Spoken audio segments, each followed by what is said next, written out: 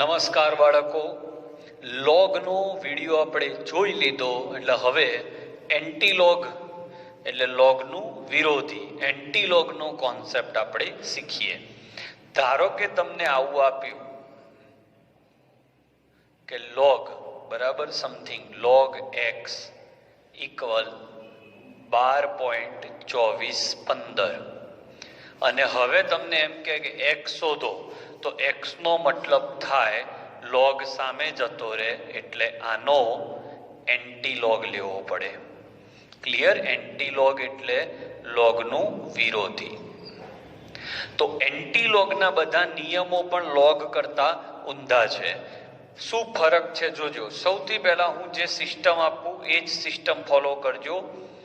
આની 2-3 મેથડ છે પણ હું જે યુઝ કરીશ એ આપણે યુઝ બધા દાખલામાં કરીશું. સૌથી પહેલા ગુણ્યા 10 બરાબર. અહીંયા ધારી લો કે એક્સ છે અને અહીંયા વાય છે.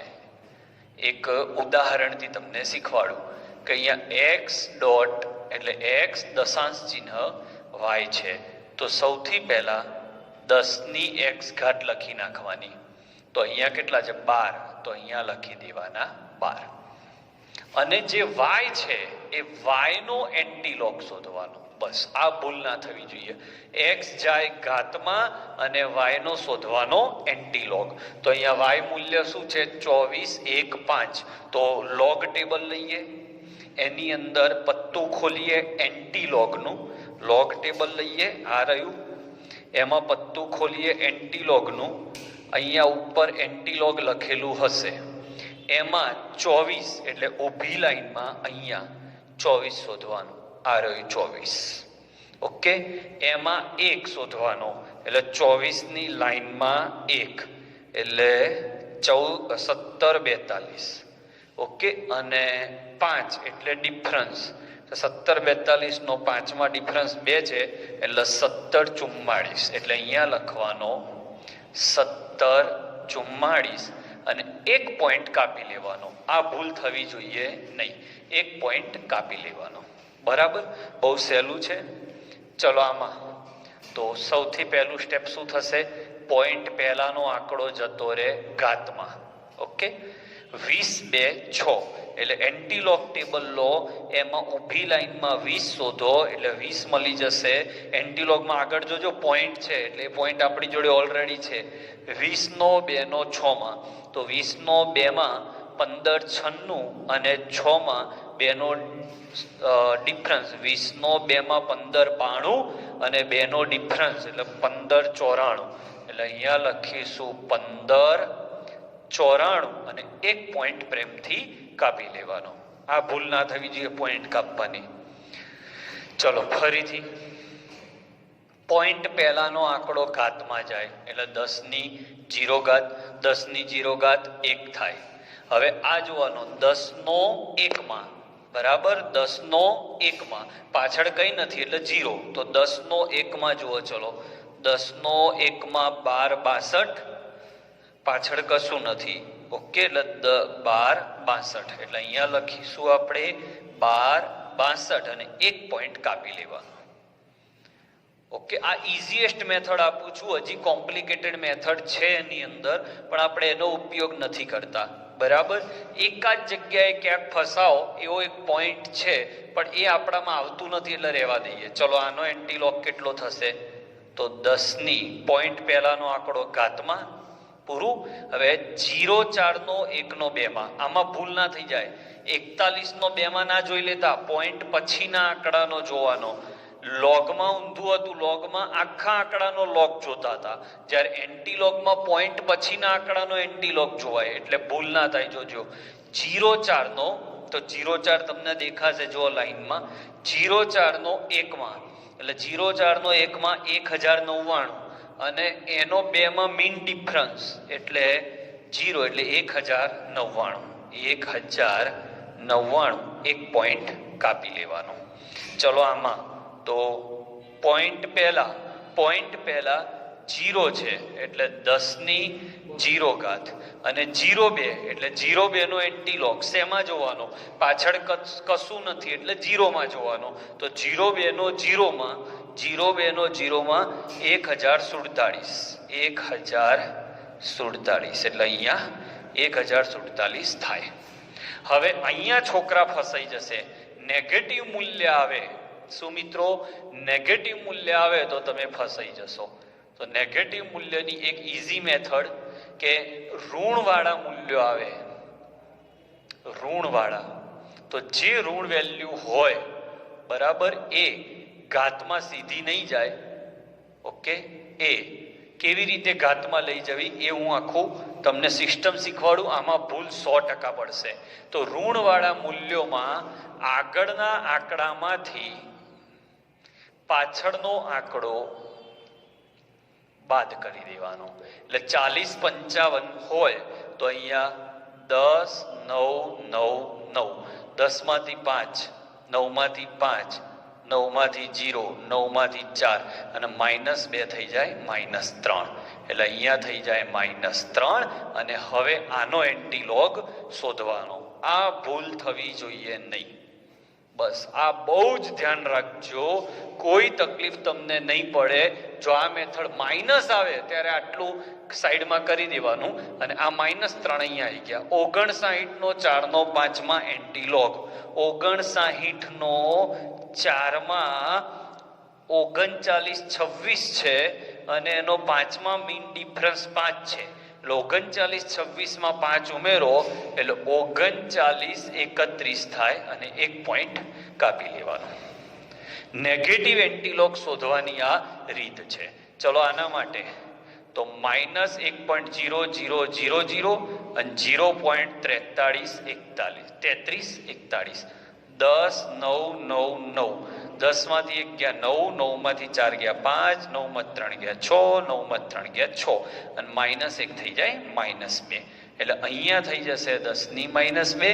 પછી તો પ્રેક્ટિસ થઈ જશે ને એટલે ડાયરેક્ટ જ ખબર પડશે -1 તો -2. 33 41 નો એન્ટીલોગ ના જોઈ લેતા. 66 નો 5 નો 9 માં એન્ટીલોગ તો 66 નો 5 માં એટલે 46 24 અને એનો 9 માં મીન ડિફરન્સ એટલે 9 ઉમેરવાના 10 ઉમેરવાના એટલે 46 34 થાય છે. 46 34 એટલે આ પોઈન્ટ અહીંયા આવશે. ચલો આનો તો -10.0000 અને 0.8672. તો 10 માંથી અહીંયા 10 9 9 9 10 માંથી 2 ગયા 8 9 7 2 9 6 3 9 8 1 અને આ થયો -11. એટલે અહીંયા થશે તમારે -11. હવે એન્ટીલોગ 13 નો 2 નો 8 માં તો 13 નો 2 માં 13 55 અને 8 માં 3 નો ડિફરન્સ છે એટલે 13 58. બોલો આવડી ગઈ મેથડ. તો માઇનસ વાળામાં વધારે ધ્યાન રાખવાનું છે. પ્લસ વાળામાં સીધું છે. પોઈન્ટ પહેલાનો આંકડો ઘાતમાં જતો રહે અને પછીનાનો એન્ટીલોગ. ઓકે, હવે આ જ વસ્તુ આપણે કેલ્સીની મદદથી પણ શીખીએ. સ્ક્રીનશોટ લઈ લો, પછી કેલ્સીની મદદથી પણ શીખવાડી દઉં. હવે બાળકો એન્ટીલોગ કેલ્સીમાં કેવી રીતે શોધાય એ શીખવાડ્યું. તો કેલ્ક્યુલેટરનો ઉપયોગ કરવાનો છે. તો જોજો, સૌથી પહેલા લોગ શોધવાના સ્ટેપ શું હતા? તો આંકડો દબાવવાનો. પહેલું સ્ટેપ આંક દબાવવાનો. બીજું સ્ટેપ 13 વખત રૂટ કરવાનો. ત્રીજું સ્ટેપ -1 કરવાના અને ચોથું સ્ટેપ ગુણ્યા 35 58 કરવાનું અને પાંચમું સ્ટેપ બરાબર કરવાનું. ઓકે, આ લોગના સ્ટેપ હતા. તો એન્ટીલોગના સ્ટેપ એનાથી ઊંધા હશે. આંકડો દબાવવાનો પણ 0 પોઈન્ટ પછીનો આંકડો. જેમ કે અહીંયા 26 26 નો એન્ટીલોગ શોધવાનો હોય, 10 26 26 નો ના શોધાય. 10 તો ઘાતમાં જતો રહ્યો, પછી શું વધ્યું? તો 0.2626. ઓકે, એ શોધવાનું. મેં આ લખ્યું છે એ લોગ ટેબલમાંથી લખ્યું છે. કેલ્સીથી આ જવાબ આવે છે કે નહીં એ ચેક કરવાનો.